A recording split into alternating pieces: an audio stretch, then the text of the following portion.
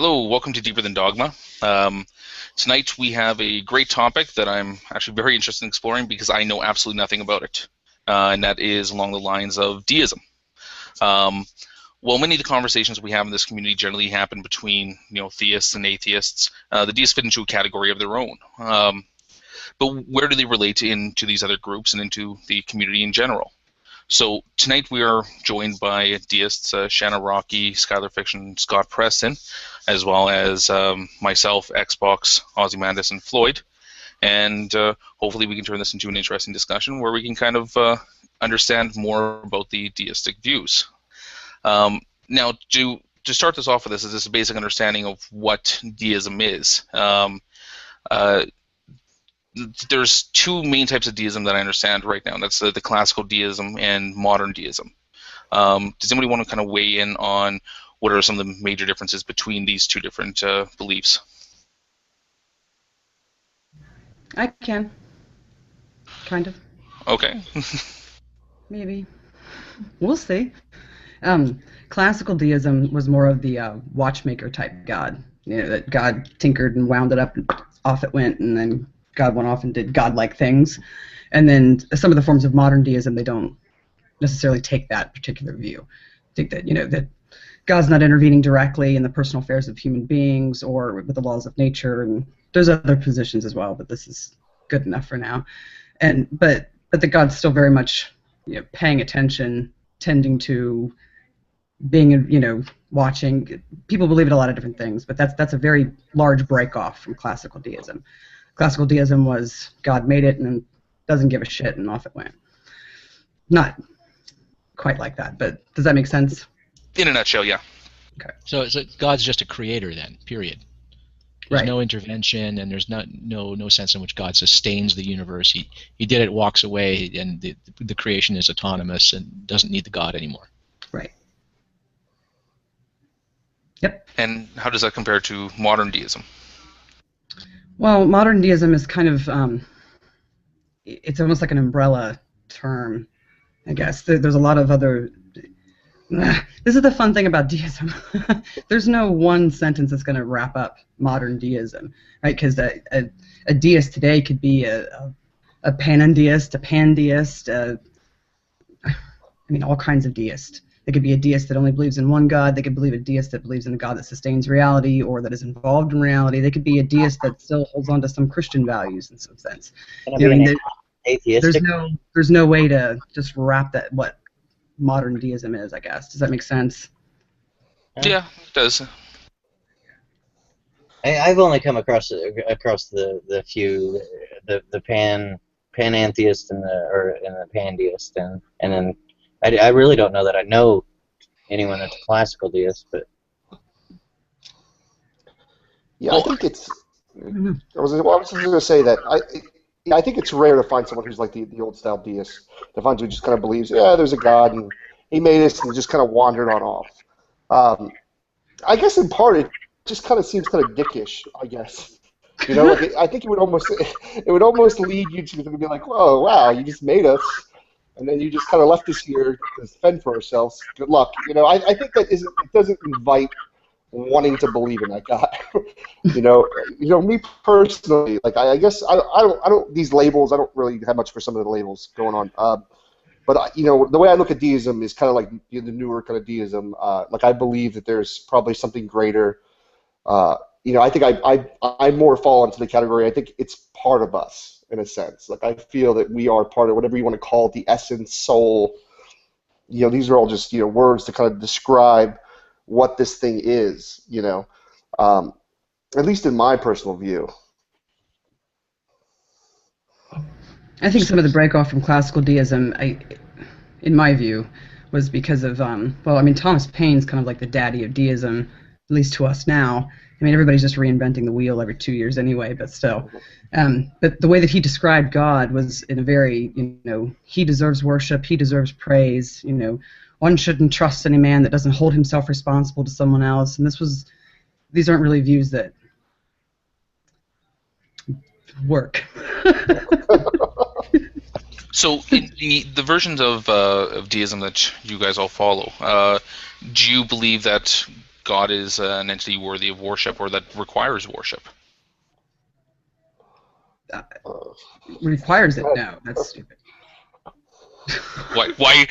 Could you elaborate on why I'm stupid? Not that you're stupid. No, I don't personally. I don't believe that a creator would desire or require worship. Worthy of worship. I mean, to me, that's a weird thing, because that's, what do you value? You know, that comes from what your values are, right? I mean, somebody that's different values than I do might not think that a creator's worthy of worship. Somebody that holds the exact same values as I do might not think that a creator's worthy of worship. I personally don't think that it's to be worshipped. To me, that just makes no sense. What am I going to worship? What am I worshiping it for? What's the point in that? So I mean, to me, that's a weird question. I don't really know what to do with that, which is why this crap's coming out of my mouth right now. Okay. Yeah, I agree with that though too. It seems the word worship just doesn't seem to apply to the situation with the way I view kind of God, or it would almost be, because I kind of view is that we're part, kind of like, I guess, pantheism, if I'm correct, in the sense that we're part of God, if you want to call. I hate that word. I hate using the word God, because it kind of instantly I go to like theism. I go to like classic Christian theism, Judaism, like Islam. Don't let him do that to you, Kyler. Yeah. Don't let him do that to you. I can't do it. I'm not going to let him do it to me tonight. I'm not going to let him do it to me tonight. So, like, it's the only word we can use. I guess it's the only word we can kind of relate to. But I more think of it as something above the natural, in a sense. It's something that we maybe don't fully understand. In the idea of worship, it would be like, I would consider a different word would be like to come to the best of what I can be, basically. So how do I worship? In a sense that what is right for the quote-unquote soul. All right, so what does my soul need? What is it yearning for? What is the goal? What is this goal that I don't know what the goal is? That's basically how I would consider worship.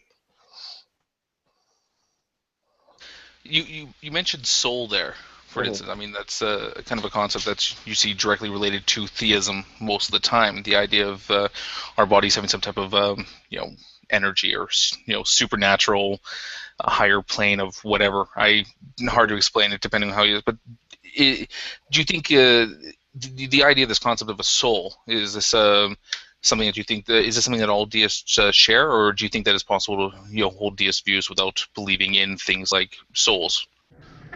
Sure. Yeah. Absolutely. I think anybody, you could have one deist could have a completely different belief. Because I'm more going with, I guess is that pantheism is when you believe that you're basically like the universe, you are basically part of God, in a sense.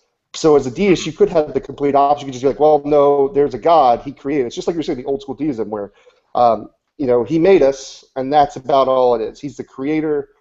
He's the creator of the universe, but we are separate from him. So, and the soul would technically be separate from him in that kind of view. But I don't view it like that. I believe that we are all part of this essence instead of the word soul. We're all part of this essence that is part of this big picture.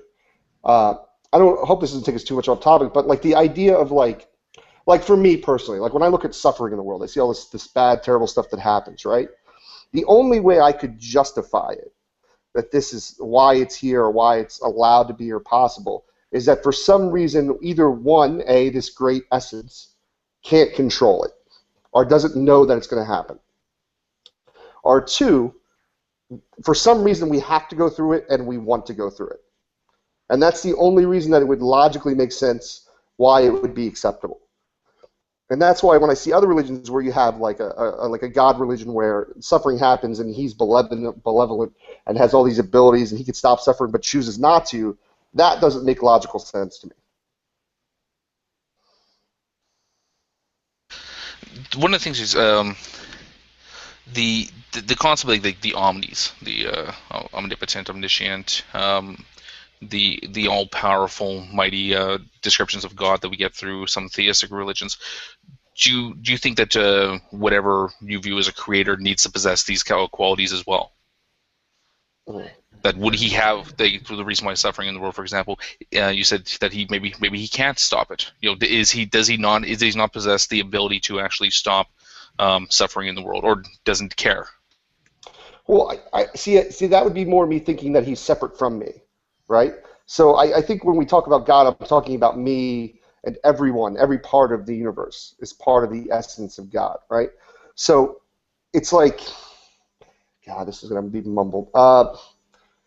It's like trying to ask a tree what it feels, all right? It just doesn't communicate like that. It just doesn't work like that. But me and my essence, I can only live the existence that's living right now. God, this sounds so terrible. I'm trying to think of a better way to articulate. Maybe Shanna could articulate this better.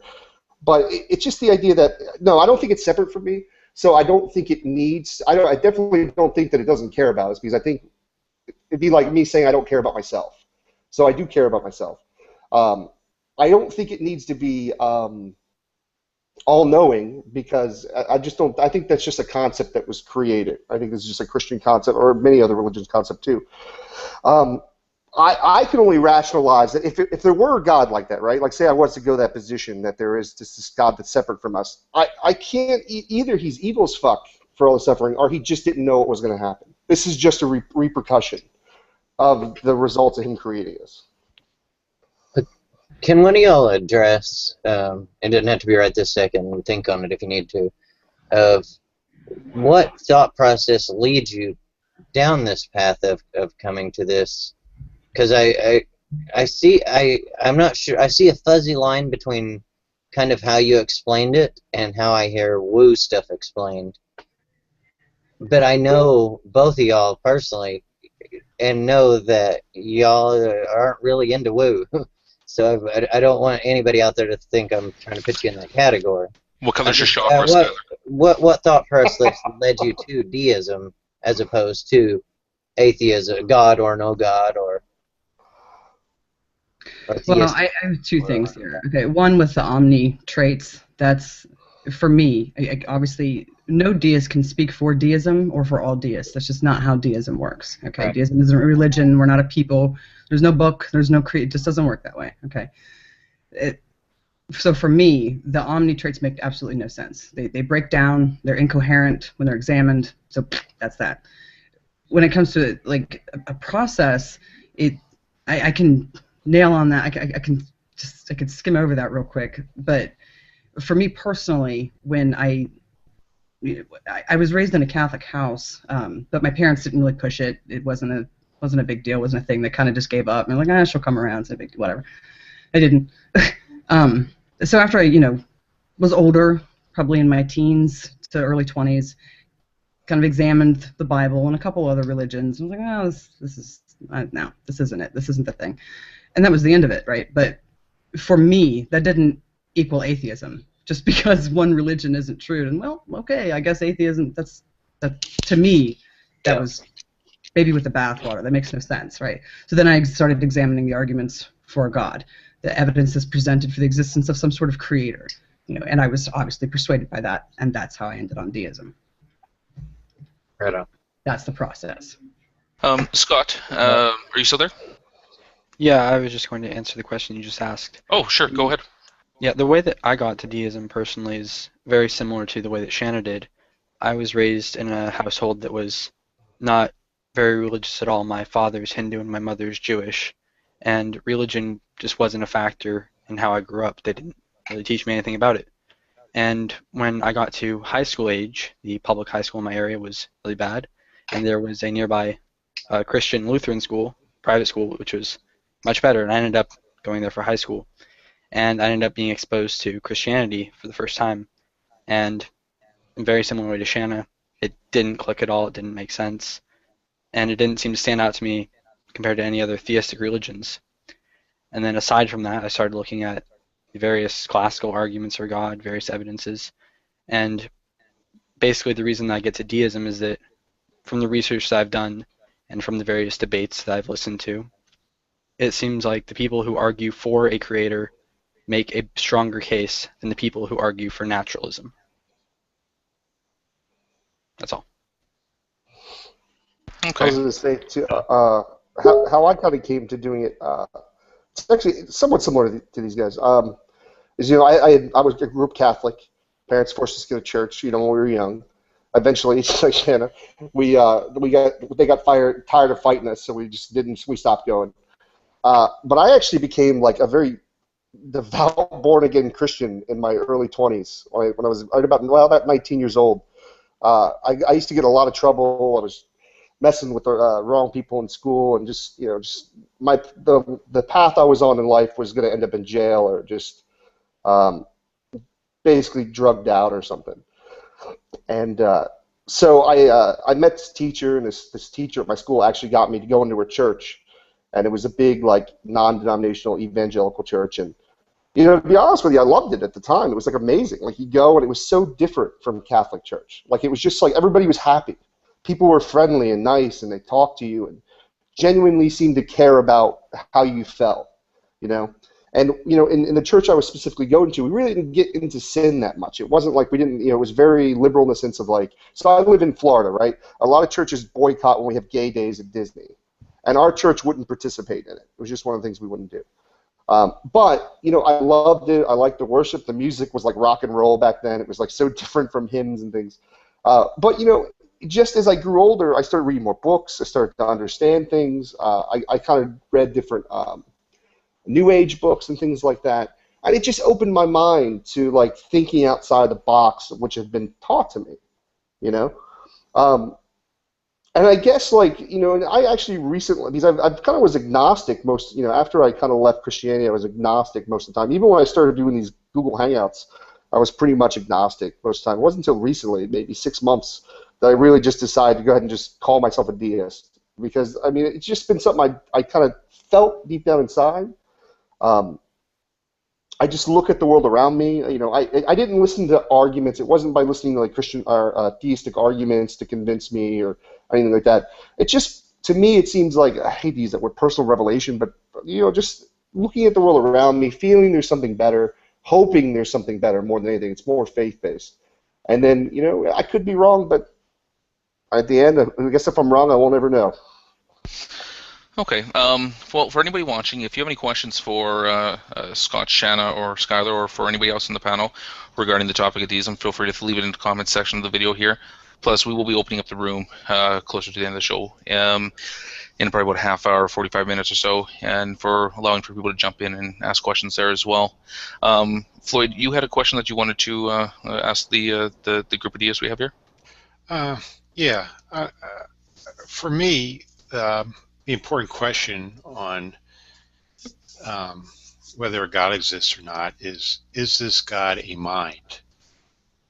Is it, does it have a mind? Is it a person? Does it think? Is it aware? So, and it doesn't matter if the mind is immaterial or material. You could have a universe. The universe could be one big mind, right? And the universe could be all matter, or there could be some immaterial element of the universe as well. It really doesn't matter to me. The question is, if a God exists, is it a mind, and can it think? And if it can think, can it communicate? And so for a deistic God, if a deistic God exists and it's a mind, can it communicate? And if it can communicate, has it communicate? Or if it hasn't communicate, why not? And what does that say? What does that say about the character of the deistic God in relation to its creation? Does that make sense? Kinda. Whether or not it's a mind, it kind of depends on what you mean, but I think I know what you mean. So sure. Can it think? Yeah. Can it act? Yeah. Yeah. Because at least under my particular brand of deism, it does. And then if it can communicate or not, sure. Let's go with yes. And then if it has, I'm gonna go with no. So what follows from that? Well, I guess just to play devil's advocate here, if we turn to the problem of evil, here you have a God that creates things, that can communicate, but is not communicating with its creation, and its creation is experiencing suffering. And right. I guess it comes down to can this God then prevent suffering? And if it can communicate and it can prevent suffering, well, again, do we have what sort of God do we have here? Do we have an evil God or a God that's just indifferent about its creation? Well, see, this is a fun objection, because this is an objection that's designed for an omnibenevolent God, right? That's how this objection works and goes through.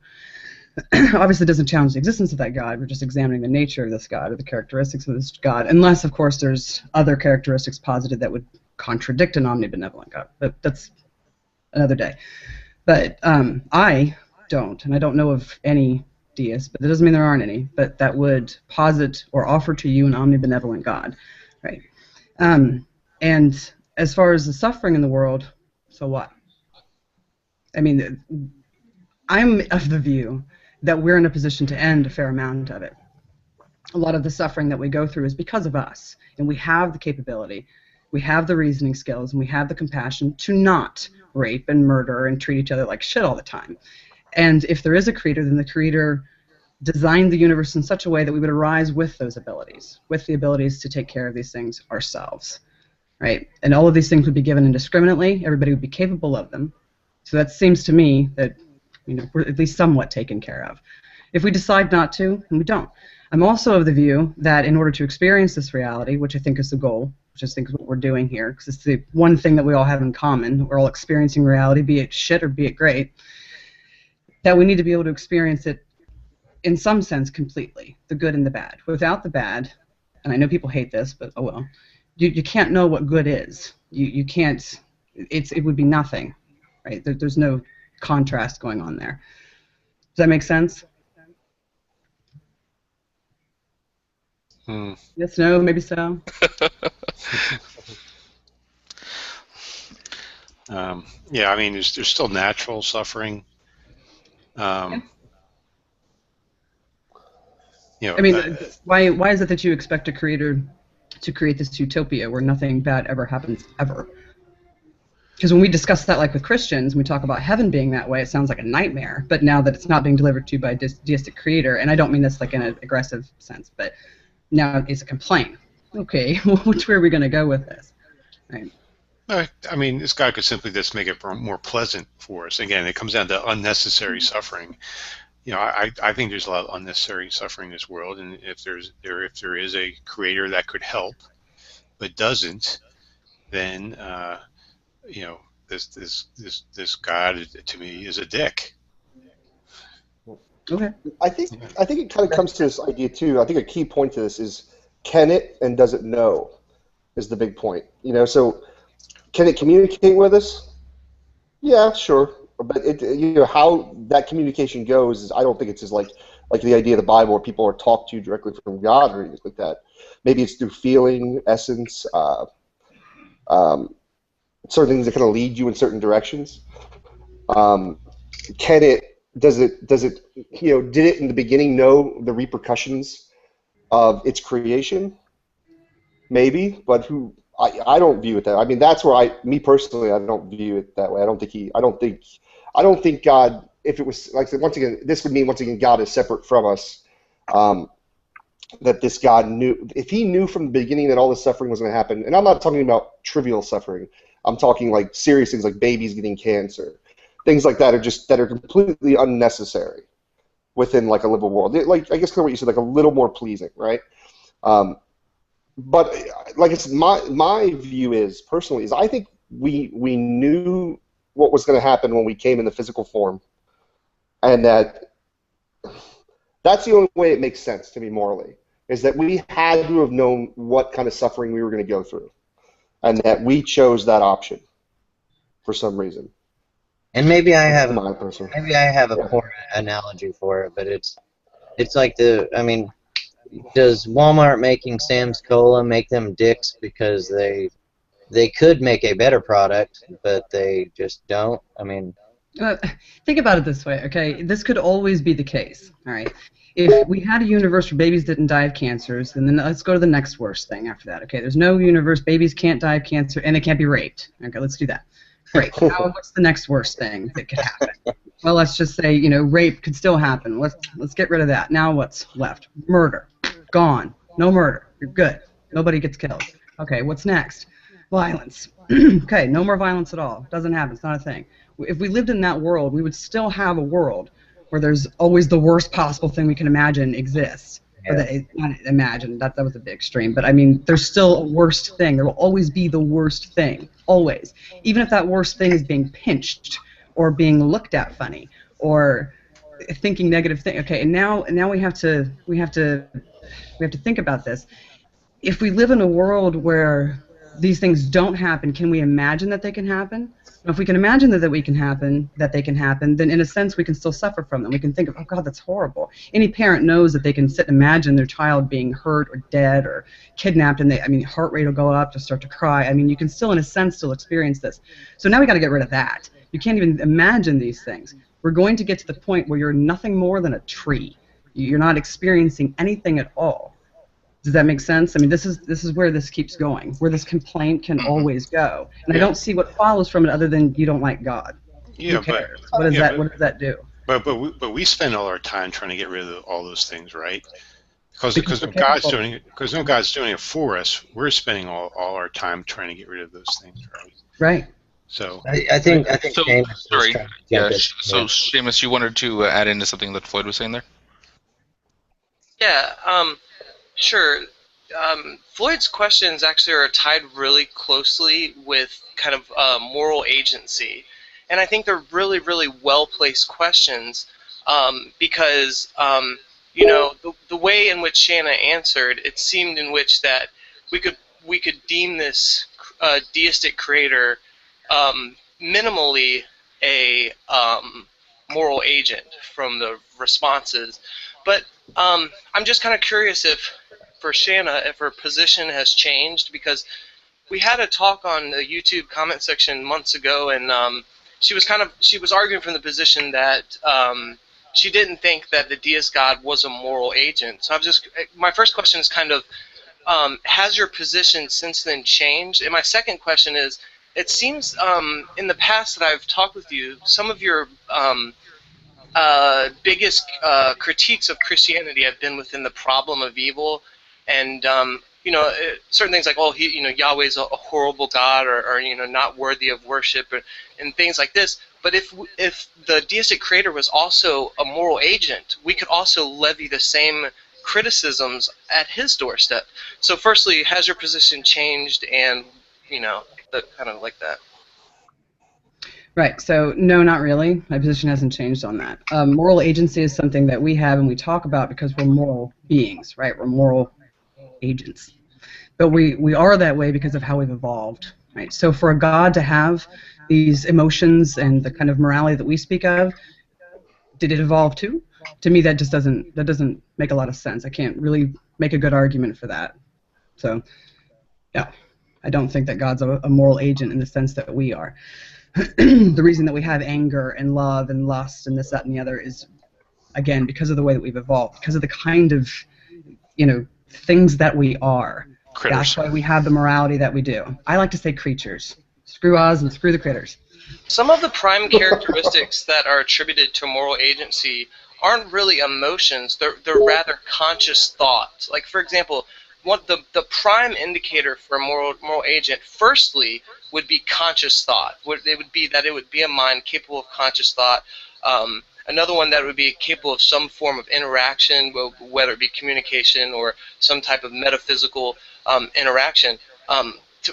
To me, moral agency is less concerned with if the being is capable of emotions and more concerned whether it's capable of sentience, conscious thought, understanding, and these things. So it seems the second kind of follow-up question is if he is conscious and if he can communicate, and if he is a mind and he's capable of knowing these things that are going on, how could we say, on what basis or what argument could we put forth to say that this creator could not be a moral agent, however he still possesses these traits that I've named?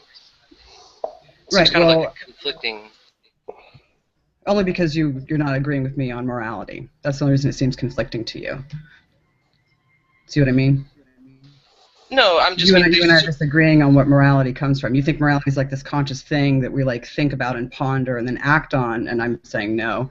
We have the values and the concerns and the morals that we do because of the kind of things that we are. Sure, See what I I was mean? specifically speaking about moral agency in relation to characteristics of the deist God, such as sentience, consciousness, thought, and communication.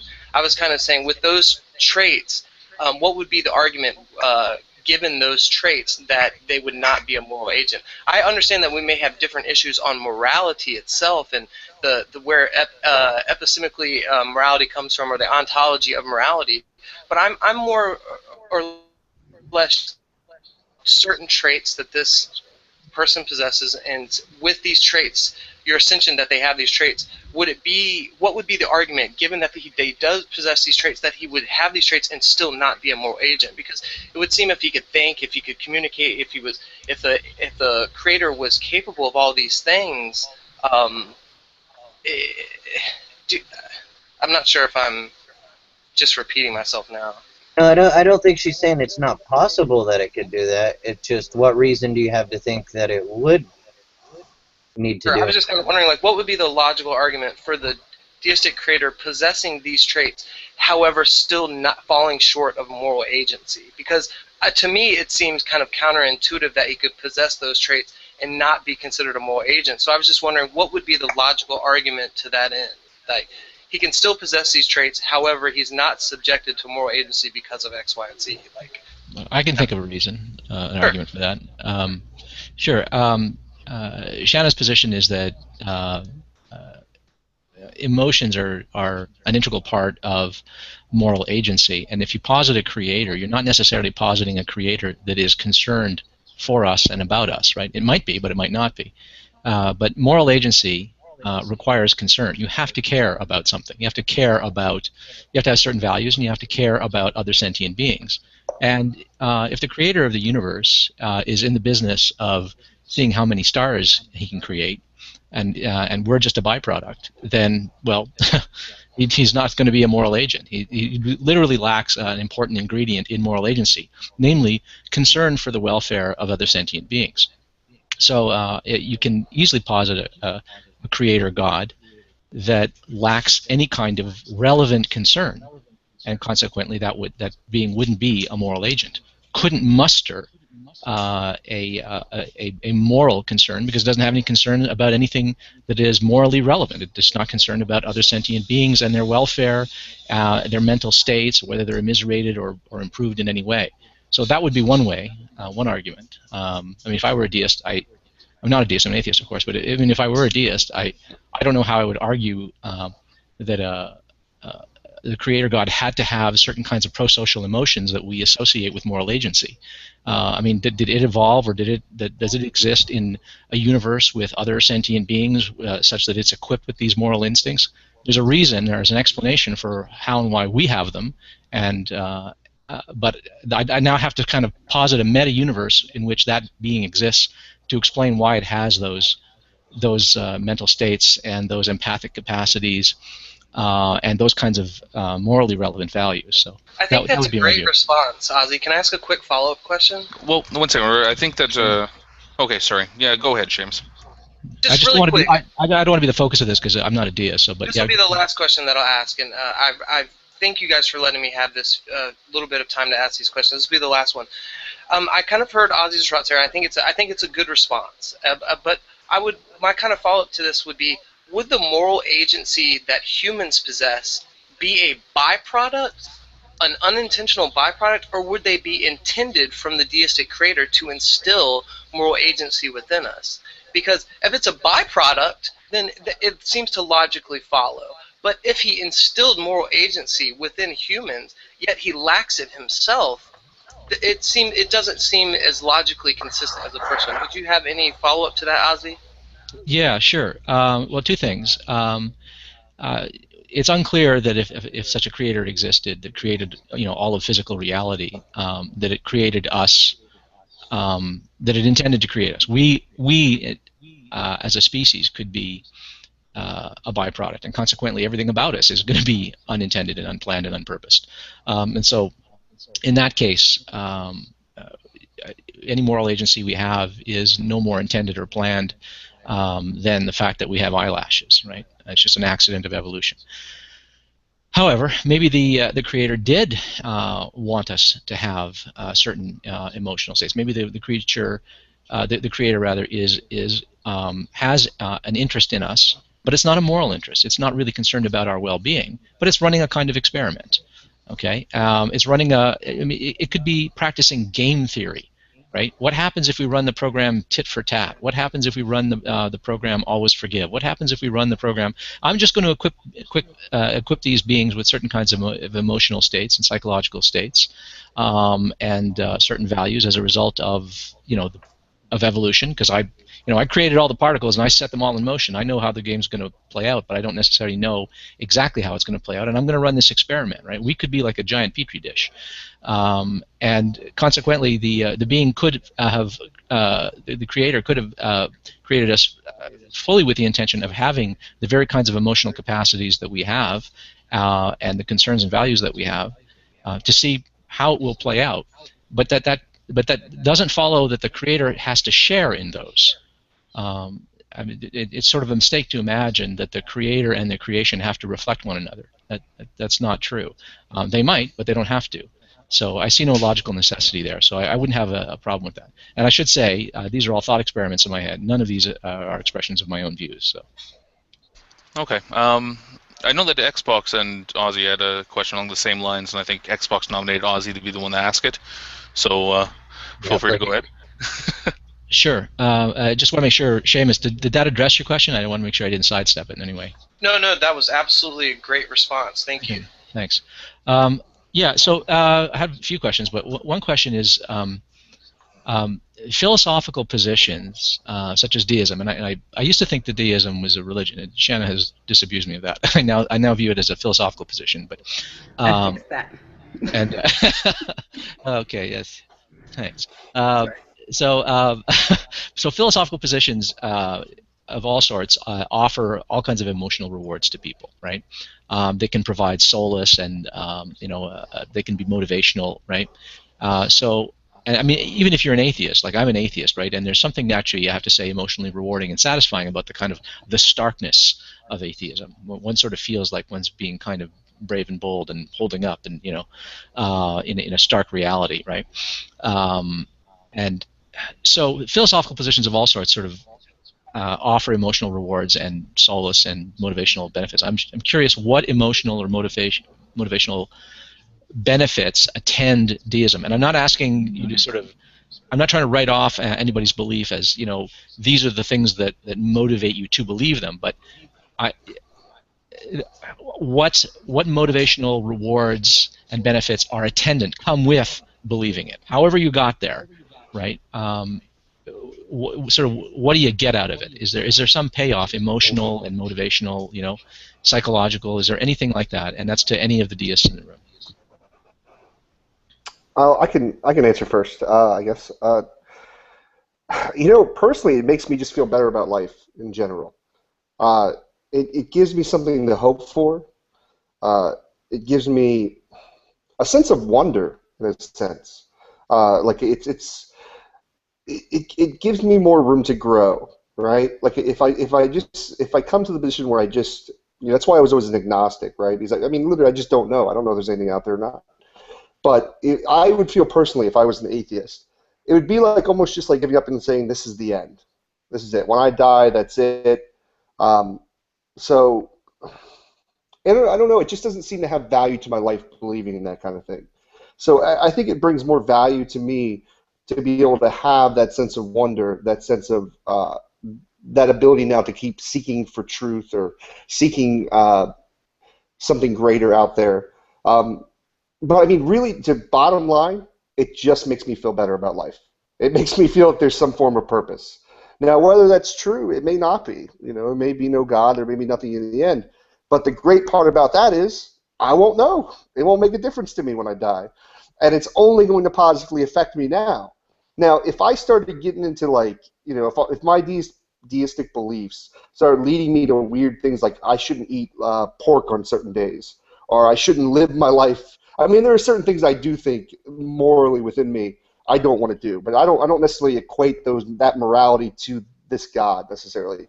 It could be. There could have been this morality could have been put in me by whatever you want to call it, the spirit, the soul, whatever. But yeah, I think it makes me feel better. I think it gives me a more positive outlook on life. And there are just things that I've experienced through prayer and things like that throughout my life that just prayer makes me feel good. You know, I don't pray to a God in the sense of like, hey God, can you feed my family today? Can you help the starving kids in Africa? Whatever. It doesn't. It's just nonsense to me. But when I have prayed, and I consider it more like meditation, sitting in quietness, being in peace to myself, it's given my mind a chance to kind of shut out the world for a moment and give me a sense of peace, quiet, and an opportunity to kind of reflect. You know, like I don't want to ramble on, but like I work in a job, right? It's very busy, right? There's a lot of noises. There's lots of people. It's very loud all day long. And it's constantly like that. So when I get home, it's like there's nothing more that I want to do is just to get away from people. You know, it's just too much. So, you know, when I can get those moments to kind of, for once, sit in quiet, no TV, no radio, no internet, to really kind of get to, you know, to have my own thoughts, to get to know myself, I feel that's beneficial, and I think it's affected my life more positively than negatively. How about you, Scott? Did you want to weigh in on the question at all? Yeah, I think that deism allows for, Scott was talking about how it allows you to have something to hope for, like, and deism does allow for belief in an afterlife where atheistic naturalism wouldn't, and I don't know if there's an afterlife, but it can give you that thing to hope for. It can give you a sense of connectedness to the universe, to the other things around you. I think that deism can also inspire you to, in a scientific field, for example, to kind of search for more to be out there. You know, if there's this God that exists, what can we learn about it from observing the world? If that makes sense. That's great.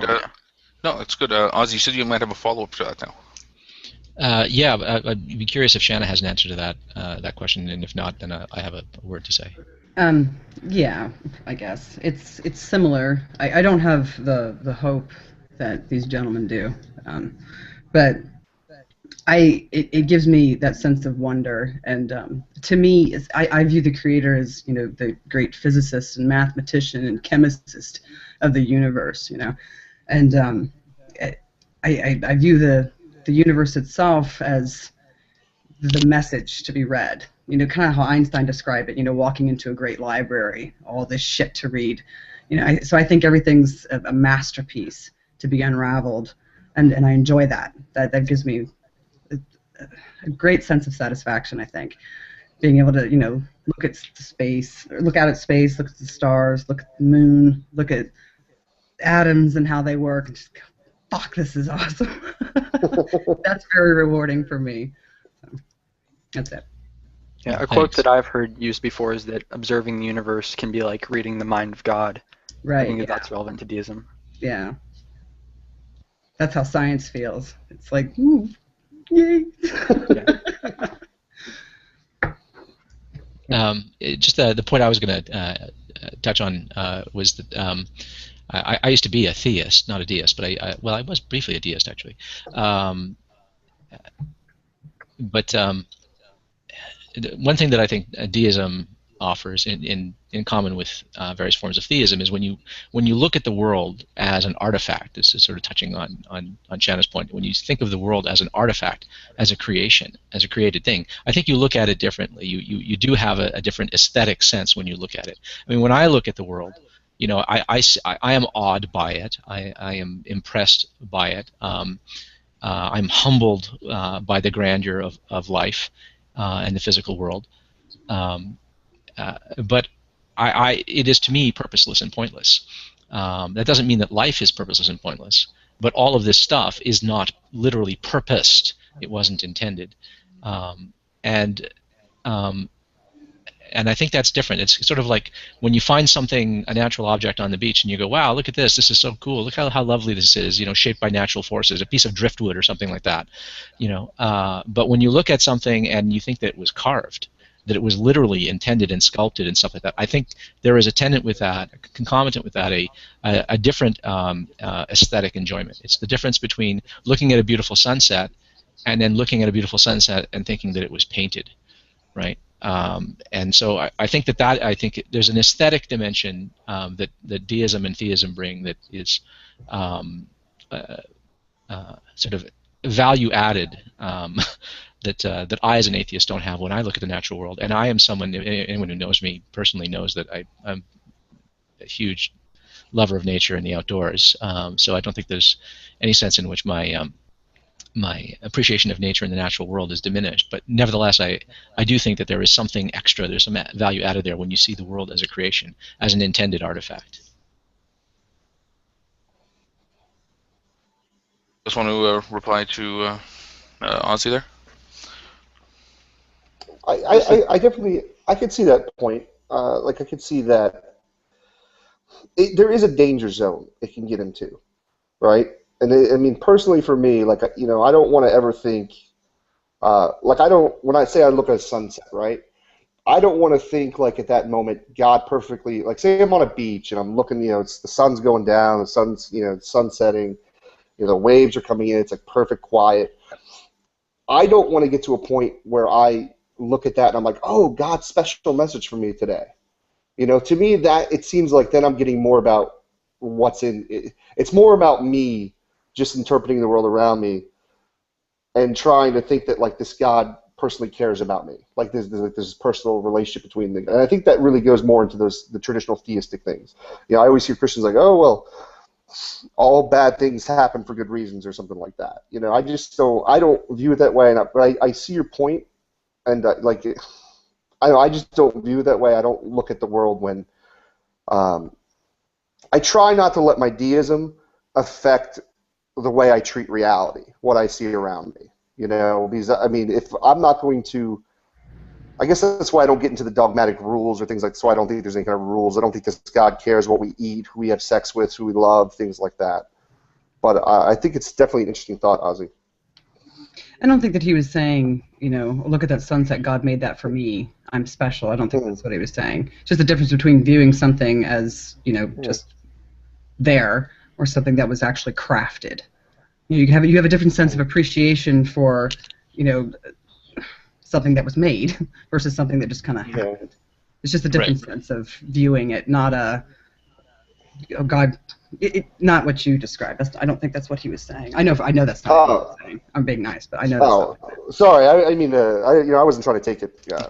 Sorry, Ozzy, I wasn't going after you or anything like that. No, I wasn't. Yeah. Guys, Listen, stop fighting. Right stop fighting. Okay? So any deist questions, if we want the right answer, please come to me. That goes to Shanna's point earlier about there's so many little forms of this modern deism that there can be all these minor little things that are completely different. Right. Well, that's how deism works, right? I often describe it as, you open a door, and the person that, helped you through that door, or that opened the door for you, or whatever, pick your analogy, I don't care. But it's like, okay, have fun. You're on your own. Off you go. What?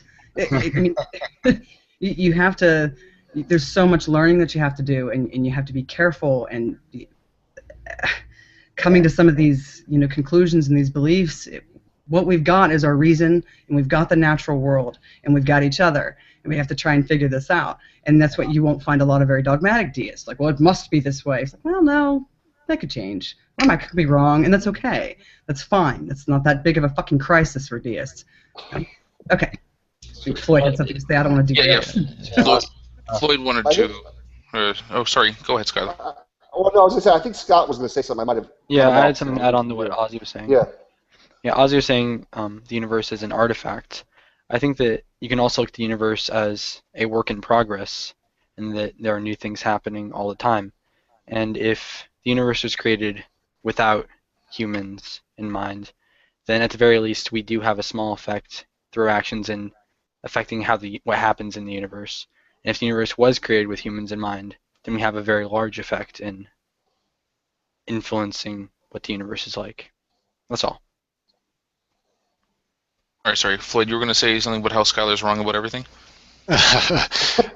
not quite, but I guess in relation to like finding meaning or viewing the universe as carved rather than just I guess coming about naturally, it reminds me of a saying that it goes something like, for those that think, life is a comedy, and for those who feel, life is a tragedy. And what that means is when you think about life, it seems absurd. It doesn't seem to be any purpose, and no matter what you dream up, it ultimately doesn't have any meaning. I mean, you can think of heaven, for example, but after being in heaven for 1 million years or so forth, it would get boring and so forth. So, eventually you just come to realize that, life is absurd, if you try to think of some sort of ultimate meaning for it. And then, for those who feel life is a tragedy because of all the suffering, because of all the pain and suffering, and because of that, it led me away from any form of theism or deism, because it just seems to make more sense if the universes came about with impersonal forces rather than some sort of purposeful mind behind it all. I don't like that. Why don't you like that, Shanna? I don't like that for the following reason. Shanna just doesn't like Floyd. I really, Floyd pisses me. No, I'm kidding. He's good stuff.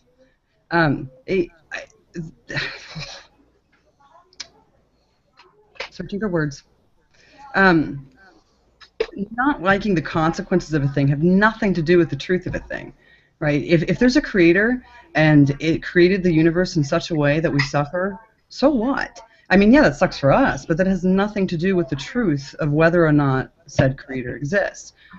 So, I mean, I'm curious how that could be the thing that.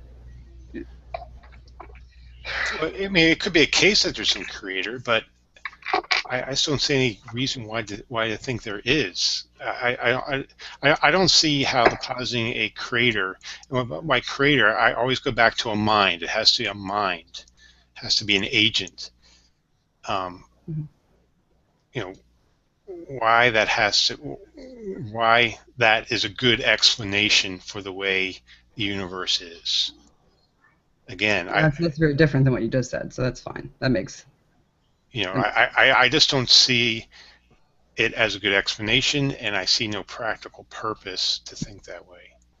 I don't see how, on a pragmatic basis, I don't see a logical reason to go that way, and just in a deductive manner, I don't see it. I mean, I'm not ruling it out. I'm not saying that that could be the case. It's just, again, when I think about it, it's absurd. So it's a comedy, and if I go towards my feeling, it's a tragedy because there's so much pain and suffering in the world. Okay. All right, we got a couple questions from the comments section here. Let me throw this out there real quick. I was muted, and I like that quote. But that was why one of my first questions was, what led you to down that road, having to add this creator in there? And that's still, I'm understanding a little more from all y'all speeches, so I appreciate it. That actually kind of segues into one of the first questions that we got from Evitable in the comment section here. But it's to the deists on the panel. Do you think you would come to the same decision conclusions if your upbringing had been different? Since, as most of you guys, since you were, as I understand, brought up originally with a belief in a supernatural source, power, presence, intelligence, but rejected it, but we're still left with some notion of the supernatural, do you think you would have come to a different conclusion if you were not raised with such beliefs in the first place? I don't think that's a very fair question. I think it's kind of loaded. Sorry, inevitable. It's not that there's this leftover notion of the supernatural that's just kind of residual and hanging out. It's like, so I'm stuck on deism. It's that simply because a religion is false, it does not follow from that that there is no creator. That is the rational way to approach this. And I know that's a hard statement, and I'm going to go ahead and stand by it. No, that was a good statement. It does not. It simply does not follow. It also does not follow from that if, well, it doesn't follow from what I'm about to say. We'll get there. It's fine. That if, somebody was brought up with some sort of religious upbringing, and then they rejected that religion, and then decided, followed the evidence or whatever it is. Like Skylar's a very different deist than I am. He's going more off feeling, right? Hang on. Go ahead. Think about why you're wrong real quick. These are separate questions.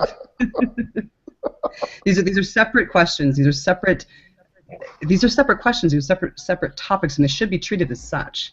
Right? And to kind of preload it with like Xbox did when he initially started talking about this, he said you decided to add a god in there. No, that's not what happened. Yeah. Creator's the conclusion, not the plug-in. Okay, and it's not residual leftover from religion. We just have to hang on to something. That's has nothing to do with the truth or falsity of a creator. Period. Yeah, that's a really good distinction to make. I like that. Yeah, that's why I made it. Yeah, I want to make a quick point about that too. I think what kind of goes along with this is the reason I think people who don't necessarily have a specific deistic view, right, kind of think they would do. So if you're a Christian or you're a Muslim, you already have this concept of what God is in your head, right? So you're naturally, when you hear something that might be a little similar, like, oh, they believe in God also, you're going to take those attributes and attach it to this God, right? And the same thing I think goes with even necessarily non-believers. Non-believers, whatever country or the whereabouts you grow up or you live, whatever the majority is of believers that are around you, that's kind of the concept of religion you're going to have also. You may not believe in it, but that's the kind of idea when you view God, you might think about like the Christian version of that. For me personally, and probably most of the deists on here, like to me, like regular religion, Christianity, Islam, all this kind of stuff, that's so separated and so far from what I believe that it's not at all compatible in that sense. I mean, maybe in the sense that there could be just like a creator, maybe that one thing that this God created the whole universe. That's pretty much the only commonality that I've come to so far. Go on, though. Scott, did you want to add something to that as well? Yeah. Okay. I think that what Skylar just touched on, which is that deism is so very different from Christianity and Islam and other religions, I think that's a very good reason to make a distinction between deism and theism. Also, in response to the actual question was asked by Evitable, obviously I can't predict what I would be like if I was a completely different person. If I had different upbringing, I would not be the same person. But you guys touched on religion, or deism, as a leftover of religion. And Ozzy went from theist to deist to atheist. But for me, when I was raised, I wasn't indoctrinated into any religious belief, and I ended up a deist. That's all. Ozzy, you wanted to follow up on something that was said there? Yeah, just sort of following up on a point that Shanna made, that this is sort of pursuant to some conversations that we've had about this issue. I mean, I am sort of a textbook case of of someone who sort of became an atheist, not for the best reasons, but because I was a theist. I was a monotheist. That is, I believe in Christianity, and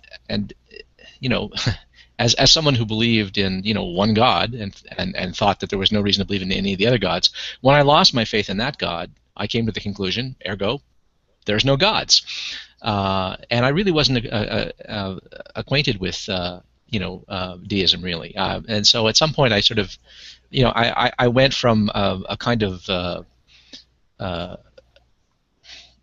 radical evangelical fundamentalist type, young Earth creationist and biblical literalist, to having grave doubts and sort of moderating my Christianity, sort of toying with deism, but I didn't know enough about it, and then I sort of fell out of it and then became an atheist, and then at some point I that didn't feel right, and I sort of self-identified briefly as a deist again, perhaps a little bit better informed at that point, but not much better.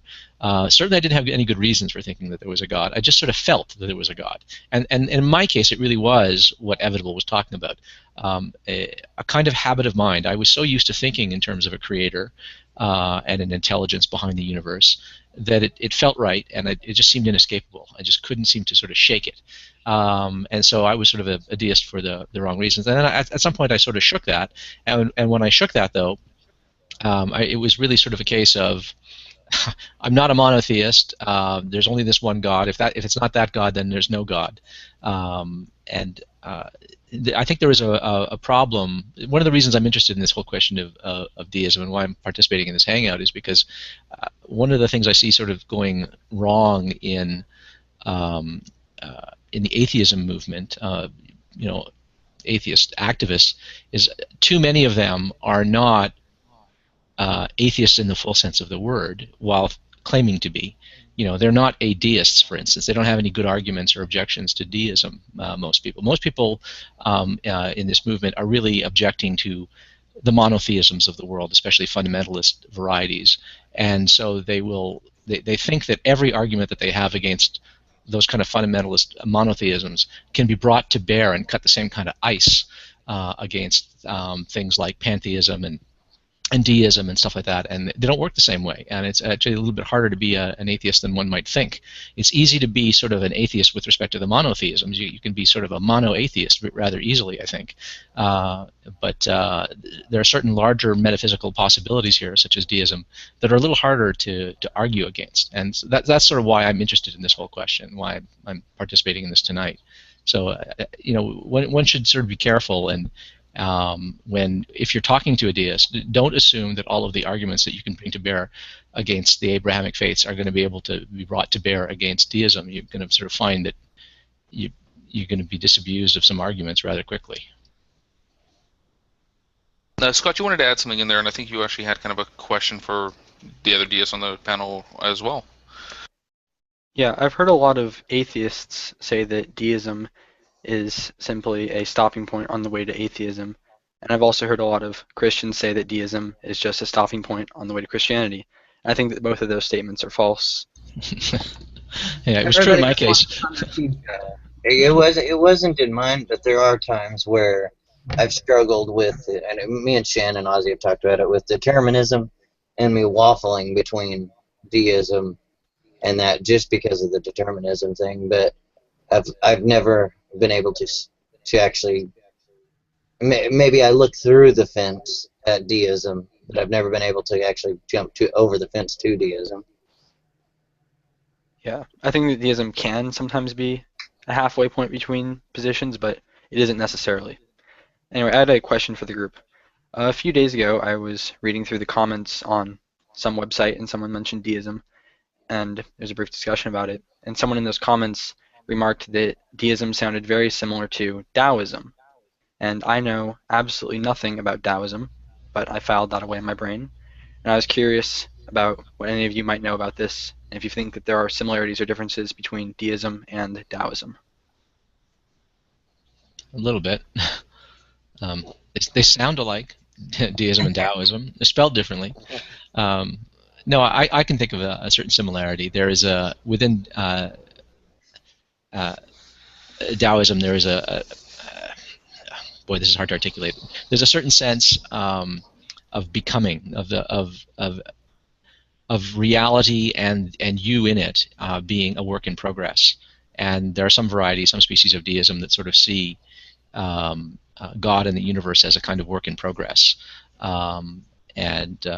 So I can see a certain affinity there, but I admit that's a little bit tenuous and thin.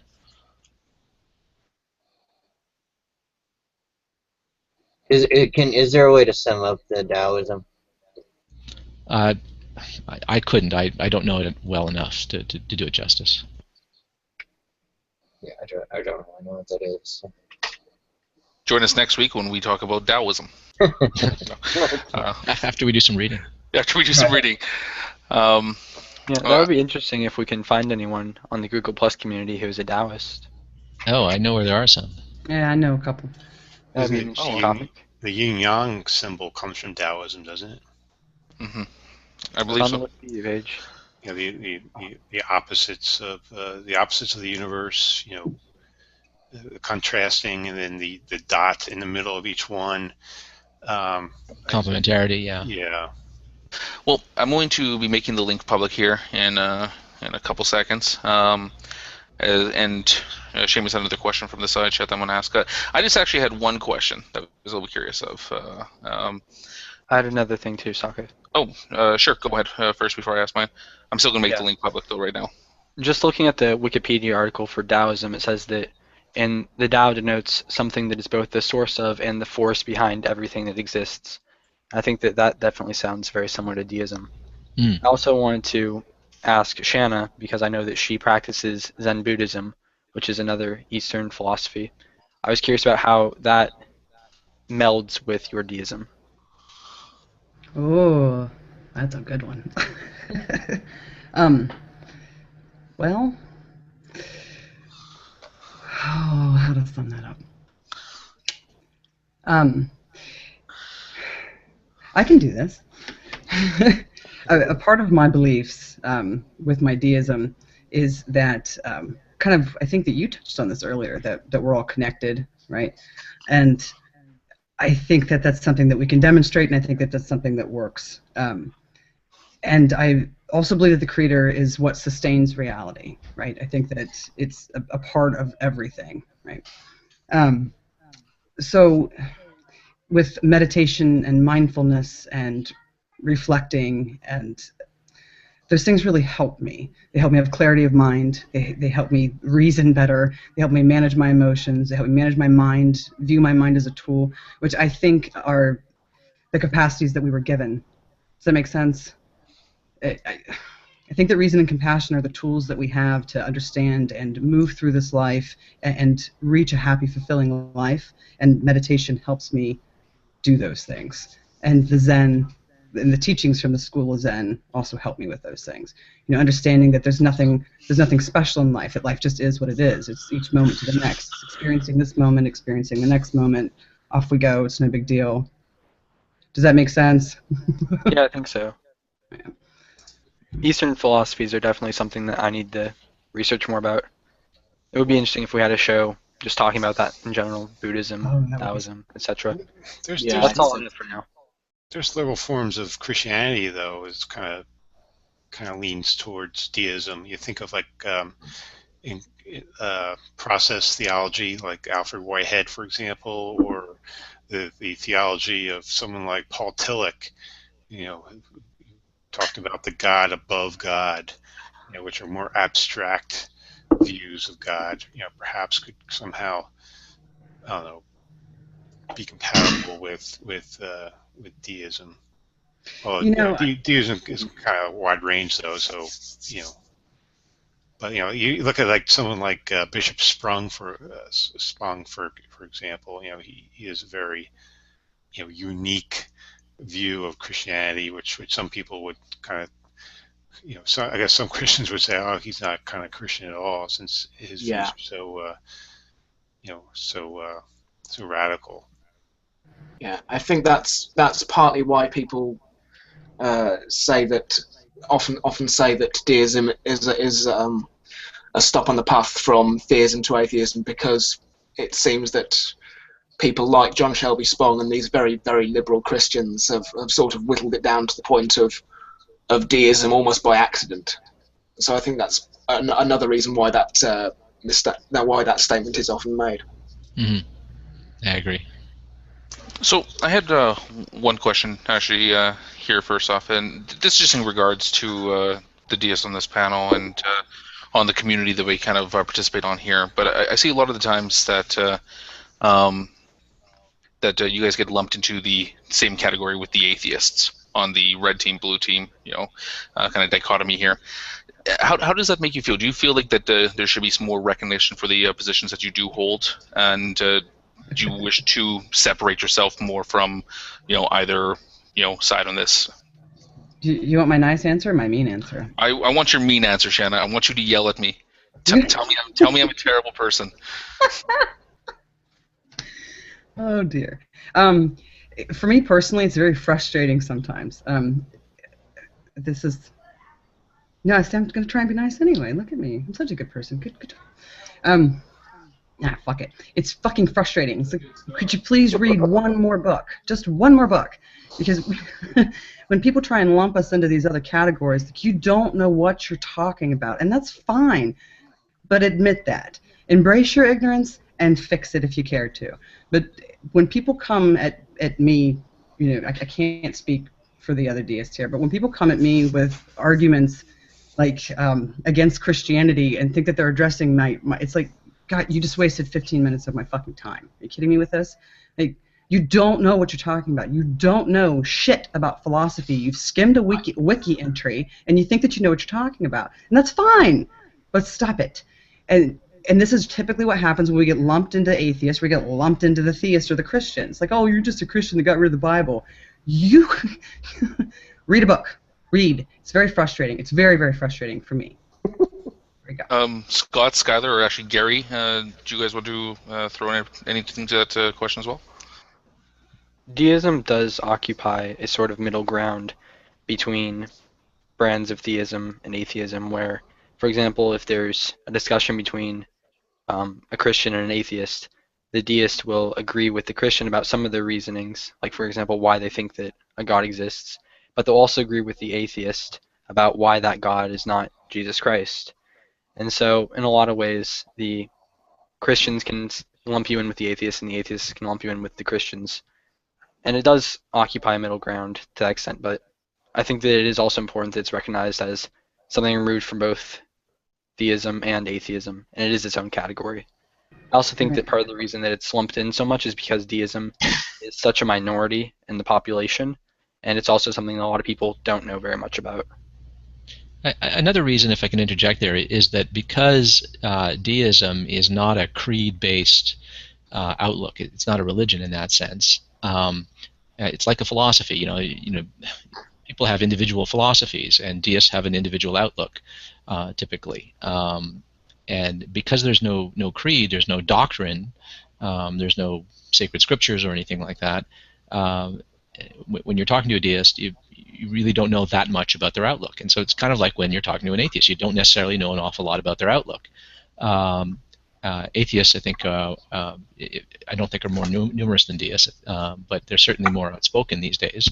And people have a certain idea of what an atheist is apt to believe as soon as they say and self-identify as an atheist, but not so with deists. And so I think a lot of people are just sort of, they hear deism and they just think, oh, these people are just flying by the seat of their pants. Well, they're flying by the seat of the pants in the same sense that any serious philosophical person is going to fly by the seat of their pants. You try to go where you think the evidence takes you. Now, I'm not a deist. I don't think that the evidence takes you there. But the fact that people aren't beholden to a certain set of doctrines doesn't mean that their position is wishy-washy. I mean, I have some, education in philosophy. I like to think that a lot of my positions are fairly well thought through. But I'd be hard-pressed to find anybody out there that shares, very many of my philosophical positions. Certainly the aggregate of philosophical positions that I hold on various questions is not likely to be mirrored in any other person. I belong in a sense to a parish of one, and I think deists are very much like that. And so to a lot of religious people, they seem like, well, you're just kind of like an atheist who has tacked on God or something like that. And well, and there's not a lot there to argue there, right? I mean, there's not. Well, there is when you talk to the person, you find out what they actually think and why they think it. And so, like, we haven't talked this evening about what specific lines of evidence have led these people to deism. We haven't talked about that at all, but that's a conversation that you can have with a deist, and that's when you find out, how much sense they're making and whether they're being responsible and how they arrive at their beliefs, and how well warranted their views are. But you can't just sort of assume that their heads are empty or that they're just tenaciously clinging to the superstition of a god or something like that because they've fallen out of their faith. They're all just hippies. That God is everything. God is love. Right. It's important not to fall for the false dichotomy that's presented. Okay. It's not atheism or Christianity. And any line of thinking that follows that, or any assumptions or conclusions that you come to from that place, reevaluate that. I've actually seen you, Shanna, or have to argue that with people before you can actually have the discussion a few times. A few times with you, man, as well. I've seen. I know exactly what you're talking about. Well, so we have some new people in the room. We have Gary and Cider Thinker, and I would like to give them an opportunity to contribute to the conversation here as well. Gary, you recognize yourself as a deist as well. Do you have any comments about any of the things that we've talked about here, or any questions, or anything you really want to bring up? No, I can answer the question that you that was just posed on, where you kind of get lumped into a group. Sometimes they say you're more like an atheist, and I've actually had questions from some deists asking why I'm not more on the God believer side, and it's a little weird because sometimes you get called a God hater or a non-believer, and you try to clarify it to them, but they always seem to give you the attributes of their God. And I've even heard Shanna say this before, where that some theists think that they own the idea of what a God is. They actually try to tell you what the attributes of a God is, and that you have to, I guess, adhere to their attributes of what they think a God is. Right, and a lot of time in talking to atheists, they'll do the same thing. They'll try and pin, kind of like earlier, I mean, and not to make a dig or go back to that conversation, but the problem of evil was being brought up. Omnibenevolence. That's an argument aimed for an omnibenevolent God with omni attributes. That doesn't work with deism. But people just have these ideas in their head, and they just... Right. Cider, you jumped in. Do you have any questions for anybody in the panel? Oh, you would do it just as I'm refilling. Cheers. Yeah, well, a few things. I think it's interesting, as was mentioned earlier. I think Ozzy said that we hadn't really touched on how the deists in the room have arrived at their deism. Yeah, that was one of the questions that I was saving closer to the end, but if you want to ask the question, feel free for it. Well, no, I wasn't going to ask the question, but I just felt it's interesting that question has not yet been raised, whether by your design or just by accident. So that's the first thing. I think in terms of deists getting lumped in with atheists a lot of the time, I think that it is. We also have to understand, I think, that a lot of the atheist community, particularly on YouTube and the Google Plus and the whole interweb machine, it comes at its atheism and its anti-theism from a very sort of anti-totalitarian view. It dislikes and it is against the totalitarianism of religion and particularly monotheism. And I think that's why so many atheists don't have as much of a problem with deists, because, as was said, they don't have any specific dogmas. I have no real quarrel with a deist on a practical level. Now, the question of how they arrived at their deism may be interesting to me to discuss, but at the end of the day, it's not going to. It's kind of a neutral factor. So those are my initial thoughts. Mm-hmm. Ozzy, you wanted to add in a question here as well? Oh, you've lost sound, Ozzy. You're muted. I'm sorry, I'm stupid. I got a little mute button here I keep forgetting about. Yeah, this is going to seem like an odd question because we haven't talked about the various lines of evidence that the deists can bring to bear in support of deism. But so this is a different kind of question, though. I'm curious, what objections to deism resonate with you deists in the room, or give you pause, or have raised genuine doubts in your mind? Are there any sort of particular objections that you hear? I mean, you're going to hear the standard, there's no evidence for God, that kind of stuff. But I mean, like, what specific objections have you heard, or arguments that sort of give you pause or resonate, make you think, yeah, I got to think of that one. Is there anything like that for any of you? I think that the amount of things that we don't know about the world and about the universe do give weight towards a pure agnostic position, and that definitely gives me pause. Yeah, has anything ever made you doubt your faith? I think is kind of the question. Yeah, I kind of agree with him. I know. You can't see my air quotes here. Sorry. It's a tough question because the thing about it is it really gets down to how we're actually defining our God, right? Because if you depending on the way you define him, could really depend on how you would question him, right?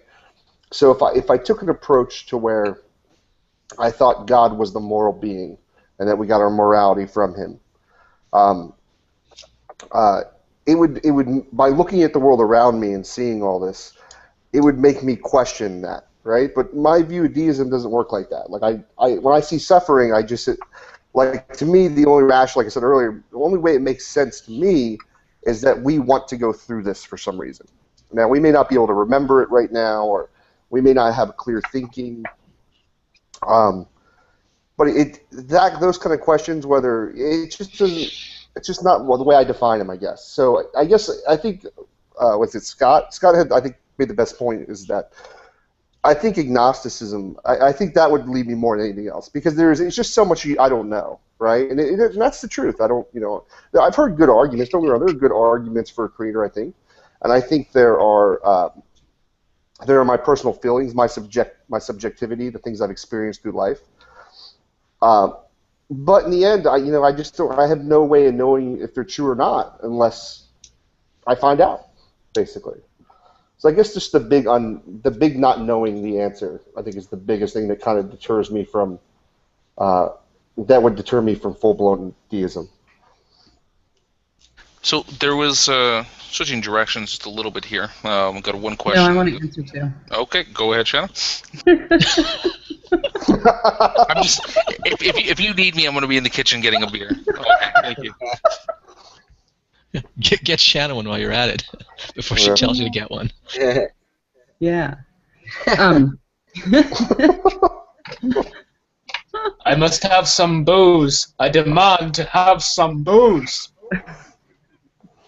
I'm curious, Oz. Do you mean arguments against or objections to? I didn't hear. Well, either. Are there any arguments against deism or objections to your own arguments or something like that? Well, whatever. I mean, you can construe the question whatever you like.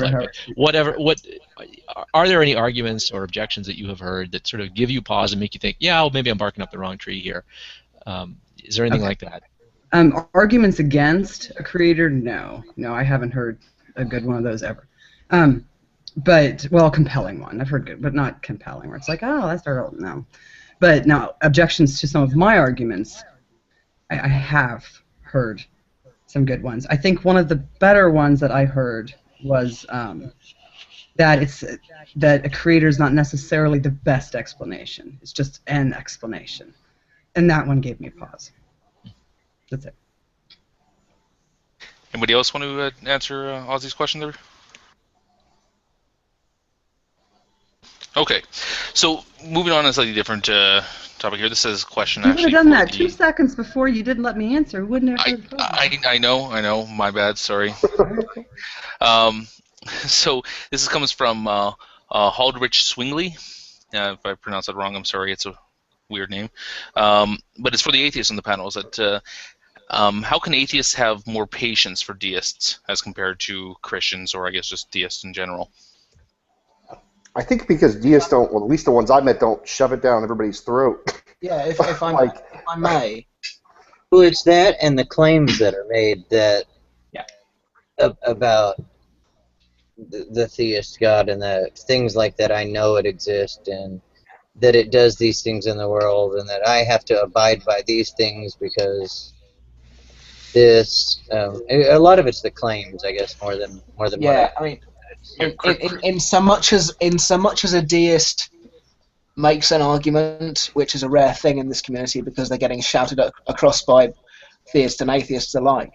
But in so much as a deist will make an argument, I think atheists have more patience with them because they're less likely to be shite arguments, to put it bluntly.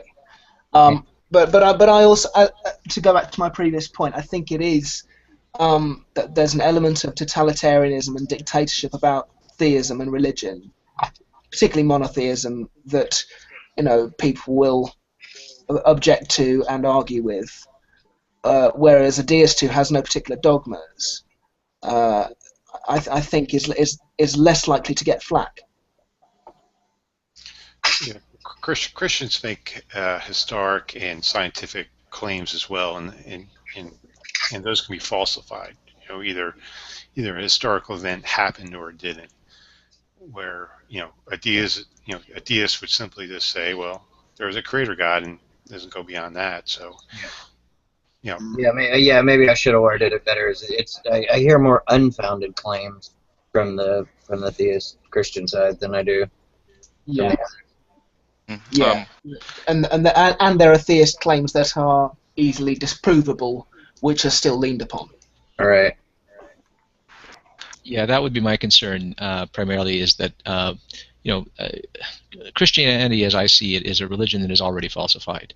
It makes claims that just intrude all over our scientific picture of reality, our picture of history and archaeology and biology and cosmology and I'm not speaking only of fundamentalism. I mean, just there are all kinds of things within Christianity that I think expose it to falsification.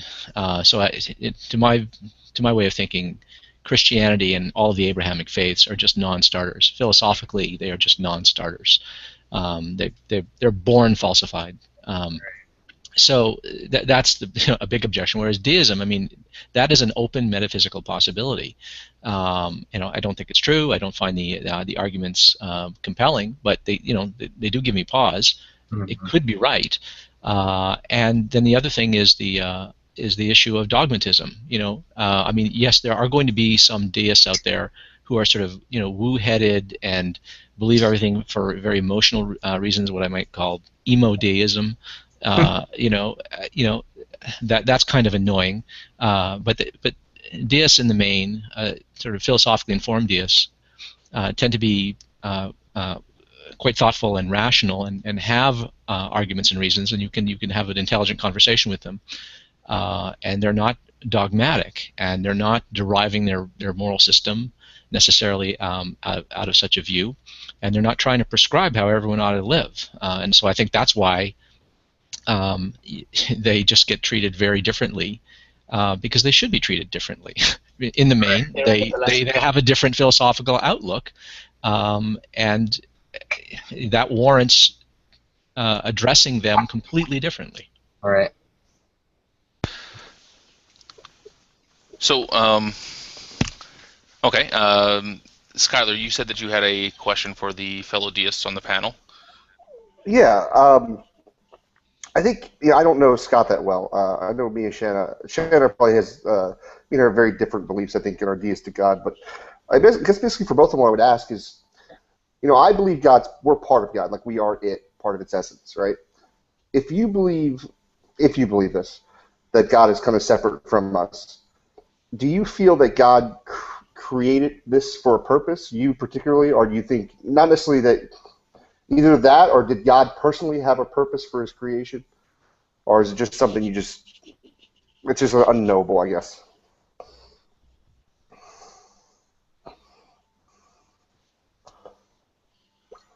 Scott, Gary, or Shanna? I had something to say on the... No, go ahead, Scott. Go. Okay. I had something to say on the previous question about why atheists are generally more accepting of deists than members of other positions. And I think that the reason is, in large part, that the difference between deism and atheism is largely a difference of opinion and position and interpretation and understanding of evidence, whereas the difference between atheism and Christianity is a difference in the way that you live your life. That's all. Okay. Do you have anything for Skylar's question about purpose?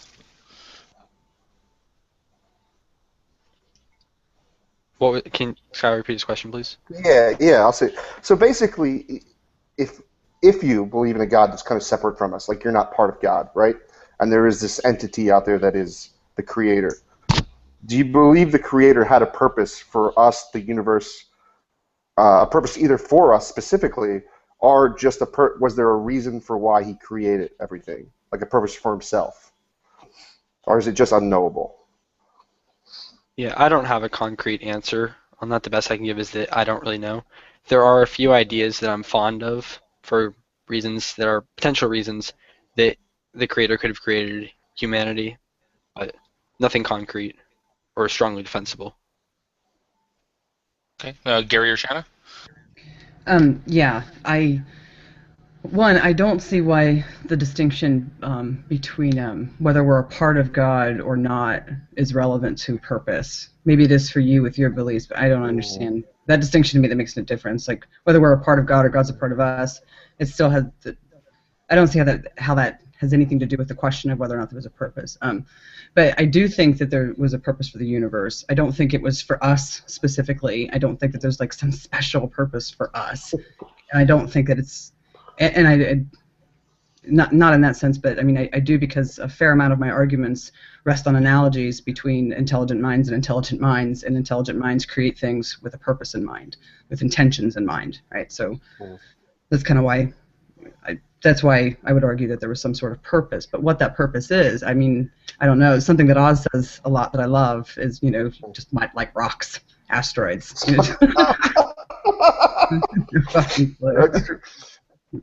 I guess why I made kind of the distinction between like whether we're part of it or it's separate from us. Like to me, because if we're part of it, it kind of explains it a little bit. It's like, well, if we're part of it, we already have a purpose, because of the purpose. If we wanted to exist in the realm that is us living on Earth in this universe, that's the purpose, because we wanted it personally. And that since we're the manifestation of that God and we wanted this, we made it for ourselves, right? So, but if it isn't, if it's separated, if he's separate, we have God separate, then we have us. Then he is a separate mind from us, and then he's making decisions on the purpose. If we are the God, then we made our own purpose, like we decided it. But I guess that's what I'm getting at. If I articulate this okay, he would have, since it's separate from us, he could have his own purpose, opposed to it just being literally we are the purpose. Yeah, my response would kind of be a mixture of Shannon's and Scott's, because I wouldn't say I would know what the purpose is, but. Well, so I'm going to move on to the kind of like the last question from the audience as well. We kind of covered it here.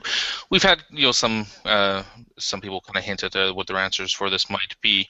One of the reasons why I kind of say this is the last question, because I think that this could be a topic all of itself. So we're going to try to move away from the idea of trying to refute these claims or anything, but the basic question, as what Seamus kind of put into the side panel earlier, is like Shanna had said earlier, that her deism is a conclusion that she's come to.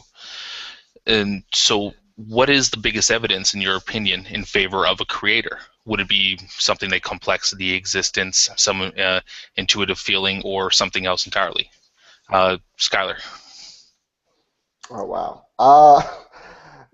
I think all of that, what you just said. I think also... all of the I don't above. know. I mean, all the above. I mean, look at what we're doing right now, right? We're in the year 2015. We're on the internet, on computers, technology that came from the dust of the earth, right? Like we went through the universe being created, through evolution, to the point that we're actually here having a conversation on the internet about how we were created in the first place, or what happened. I think that alone, I mean, it doesn't necessarily equal, yes, creator, all right? But to me, it puts me in awe, puts me in amazement, that from not necessarily from nothing, but from the universe, here we are, right? Even if we just take it from the Big Bang, we don't go before the Big Bang. The universe was created, we have a sun, we have life on planet Earth, we have complex life on planet Earth, we're thinking, we're thoughtful, We have crazy technology. I mean, and who even knows? I mean, look at you think about in the future, right? I'm a big sci-fi fan. I love sci-fi movies. I love sci-fi books. What's the next step of evolution on Earth? Like, what if, this is going to sound kind of funny, I mean, but what if humans die out and we have the robots? Or what's next? I mean, technically, what's the difference? If you get to a point where they have AI, they have sentience, they can think, they can feel, what's the difference between them and us? It's just material. It's just what they're made of. It's still from the earth. It's still the same kind of thing. So I kind of see life as just constantly evolving, and to me, that's the biggest evidence for me, at least. Okay. Shanna. Oh boy. All of the above? No. That's such a massive question. Hate this question when I don't have an hour and 50 days to talk. There's no biggest piece of evidence for me. For me, it's a lot of arguments and some of the evidences that are presented that all seem to point in the same direction. And I don't mean seem to in a weak sense, that for me, in my view, point in the same direction, right? That a mind is the explanation. Analogies can be drawn, arguments can be made. You know, there's things in DNA, in the way that the universe works. There's arguments from analogy. There are inferences to the best explanation, or inferences to at least an explanation, and then weighing that against the other explanations offered. You know, which explanation has the most explanatory power, which one fits the evidence that we find, which one explains the evidence that we don't find. You know, these are the reasons that I find deism compelling, or at least the creator compelling, and then therefore deism, right? Because I can't get any further than deism, and I've tried, Christians. I'm sorry, but that's the only nutshell answer that I can give there. But yeah, that's good. That'll go. Okay, Scott. Yeah, I don't have anything major to add. I agree with what Shanna and Skylar just said. All right. How about you, Gary? Yeah, I've been asked this question before, and it's just like Shanna said. It's a massive question because it's not just a single thing that leads you there. Well, I mean, these are probably some things that we can cover in the after show, which Xbox will be posting a link to shortly. But that's bringing us up close to the end here. So again, I'm going to go through here. If anybody has any type of closing remarks, just kind of on the topic, or wants to plug a channel or whatever, feel free to do it. So we'll start on the left for me today. So Cider, go ahead.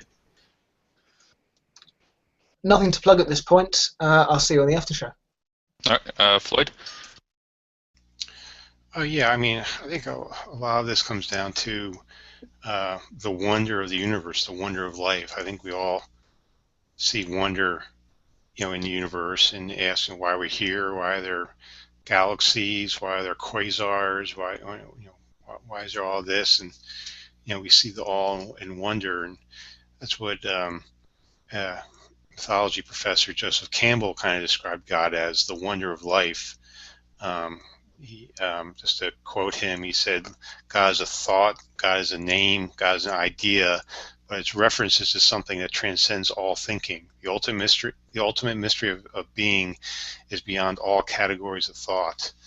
So again, this kind of points to the mystery of life and existence, and I think some people just want to give a label to that, and some people call it God. Okay, Gary. Oh no, I didn't have anything to add. Okay, Ozzy. Sure. Well, a couple of things. To me, the whole sort of question of deism is interesting as an atheist, because it's there are so many arguments that we atheists are used to bringing to bear against the traditional theisms that don't cut any ice with deism. And sort of, when you're talking to a deist, very often you have to up your game. And so I think that's important. And the other reason I think it's an interesting question is that just from a philosophical standpoint, I mean, the traditional monotheisms, they pose a problem in the world, right? There are all kinds of social evils that I think result from people believing these pernicious dogmas. But deism doesn't pose that kind of concern, right? So you might think, oh well, we don't need to bother with it. But if you're sort of someone who's sort of concerned with the truth, this is an interesting philosophical position to ponder and engage with. And I think that deisms, at least certain forms of deism, are sort of live possibilities that philosophically we should try to engage with as atheists. Not just going after the things that are sort of politically problematical, but sort of the larger philosophical possibilities loom large here, and we should be able to entertain those possibilities. And if you want to call yourself an atheist, you should be either able to argue against them, or at least adopt an agnostic position, or else maybe take them seriously, and maybe even adopt them if that's where you think the evidence takes you. But to me, deism is kind of interesting as sort of the only viable form of a God belief that's left standing, and so I think it ought to be entertained and considered and addressed by atheists a lot more than it is, just from the standpoint of the disinterested pursuit of truth. Okay, Scott? Yeah, I think this has been a pretty good conversation overall. The questions and topics that we touched on certainly got my brain working. That's all. All right, Seamus. Yeah, I just want to thank you guys for having me. I really appreciated the discussion tonight. I don't know very much about deism, and I definitely learned a few things tonight. I think deism is more kind of like an intuitive or kind of a conclusion that you come to after weighing all the evidence. That's it's more of a personal thing. There is no scripture to it. There is no locked-in way or set in stone, and there really is no way to confirm. So it's kind of a personal, intuitive thing, and for that I have a lot of respect for. It's not a knock against it. And the last thing I'll say, I'll just end it with this last simple statement. Jesus Christ is the way, the truth, and the life, and he did not lie about that. Thank you. Shanna? Oh man, I really disagree with what Floyd and Seamus just said, and I don't want to do that. It's a good thing we hold an after show. No, actually, some of the things I was going to touch on, I think they've been addressed sufficiently. I had a good time. Thank you. Well, thank you. Skylar? Yeah, it was a great time. I appreciate getting the chance to show why all the other deists in the room are wrong about their beliefs, and that was the best part. And no, it was a good time, man. I love it. I was trying to pitch to Shanna like weeks ago. We should have a show called like A Couple of Deists and just do a deist hangout every week. But it's fun, guys. It's so hard to articulate deism, especially when it's something very personal to me. And, I really haven't talked about it too much on Google Plus or YouTube or anything like that. So I find it very difficult, especially in a short amount of time, so I'm not rambling on, basically. So it was fun to get to do that. I love these kind of conversations. If you want to watch my channel, it's Skylar Fiction. Check it out. It's funny. I like to make videos of the community and edit them together and make it entertaining for everybody. Anyways, thank you. I appreciate it. It was a good time, guys. All right, Xbox? Yeah, no, I have to echo Ozzy a lot. Almost everything he said, because that's how I view a lot of this stuff, and that's why I get labeled agnostic a lot, because some of this stuff it can't be just dismissed out of hand, and it does get dismissed out of hand a lot of times. People just see it and they're whatever, pushed out of the way, and I think it deserves to be looked into. I thought the hangout was great. I learned a lot about all these different forms, but I learned a lot of some of the commonalities as well. I thought this was a really good discussion. And anybody for the after show, I'll put the link out public in a minute. On YouTube, if you search Xbox F as in Frank, all is one word, I think. it'll pop up my channel. So, but, all right. Well, I just want to thank Skylar, Shanna, Scott, and Gary for coming in here and talking about their deism. It's been great. Like I said, this is a topic that haven't really looked into a lot in the past and confuses me sometimes, but I think that this cleared it up, and watching back through this later will help out quite a bit as well. So thank you guys for coming, and again, thanks Ozzy, Floyd, Cider, Xbox, and Seamus for coming in and contributing to the panel as well. And thanks everybody for watching, and we'll see you guys next week. Thank you.